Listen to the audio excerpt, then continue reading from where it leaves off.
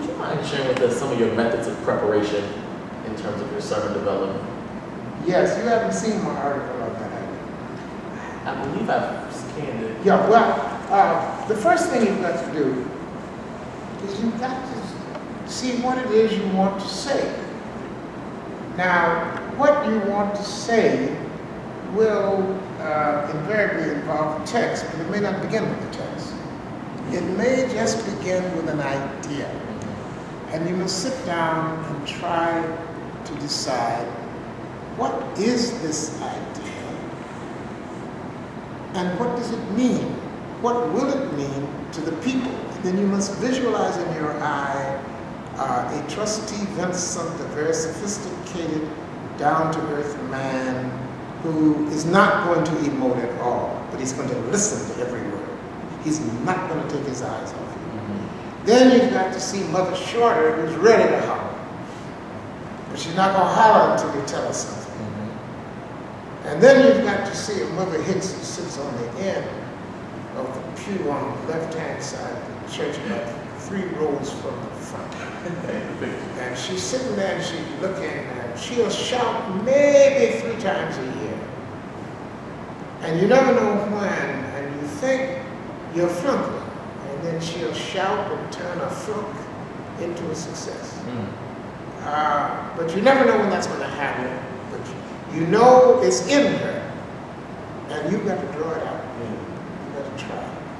And then you look at the sophisticated person, the college-educated person who is critical of anything that smacks of emotionalism. But you want to get them to the place where they must dab their face in tears and start flowing. You've got to find that person who has cancer and somehow make that person look up with hope and with help. Your question was? Some of your methods of preparation. Yes, so you've got to visualize what it is you want to say, who it is that's in your audience.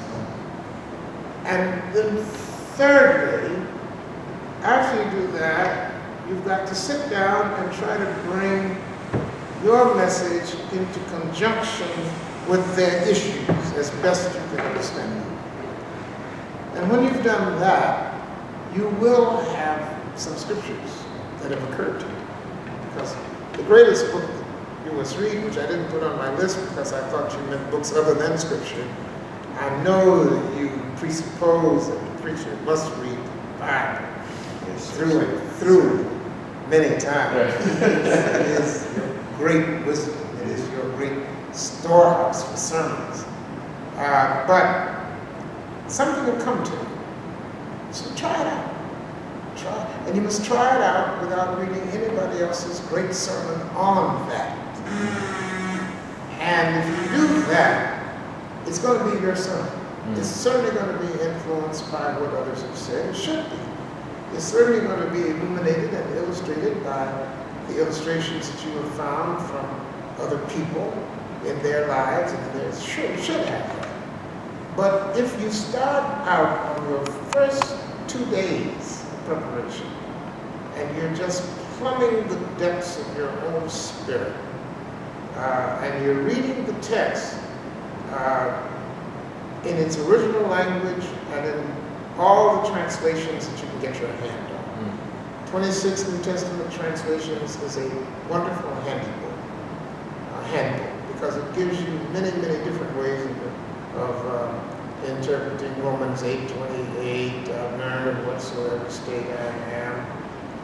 No, it's not that. All things work together for good for those who love God and are called according to his purpose.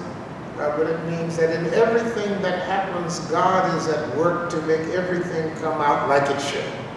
Which it doesn't mean that all things automatically are going to work out right.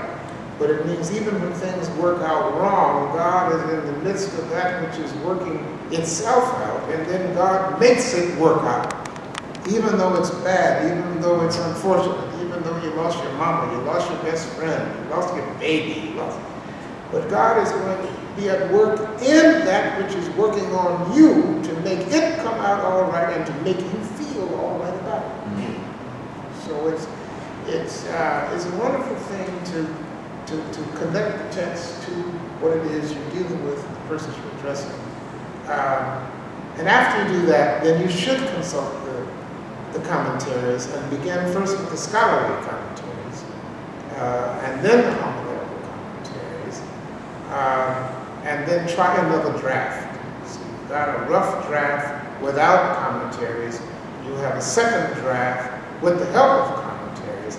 Then you have a third draft which organizes it, fulfills it, fills it out, lay it aside, pray, take it up, correct, erase, add to, scribble in the margin, put it aside, and go through that purification, reductionist exercise as many times as you have time for. And then pray again, go to the pulpit, do the best you can, confess your failure, try again, and keep revising it, and keep preaching it again. The same sermon, keep preaching it, because if it's worth hearing once, it's worth hearing any time. Sometimes in the same place where people say, I got a new angle on it.